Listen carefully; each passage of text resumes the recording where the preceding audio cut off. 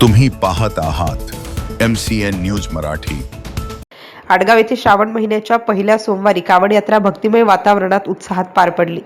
गांधीग्राम येथून पवित्र जल आणलेल्या कावड भक्तांनी महासिद्धेश्वर मंदिरात जलाभिषेक केला। त्यानंतर बस स्टँड पासून गावातून भव्य मिरवणूक काढण्यात आली। यात्रेदरम्यान विविध ठिकाणी भाविकांसाठी फराळ व महाप्रसादाचे वाटप करण्यात आले।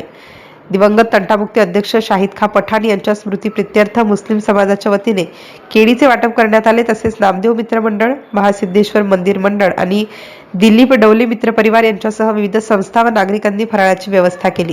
कावड मिरवणुकीची सांगता धारेश्वर मंदिरात जल अर्पण करून झाली। यात्रेदरम्यान हिंदू मुस्लिम ऐक्याचे सुंदर दर्शन घडले। यात्रा शांततेत पार पडावी यासाठी हिवरखेड पोलीस स्टेशनचे ठाणेदार सचिन पाटील यांच्या मार्गदर्शनाखाली आडगाव पोलीस चौकीकडून चोख बंदोबस्त ठेवण्यात आला होता। MCN न्यूज मराठीकरिता दीपक रेळे, आडगाव बुद्रुक।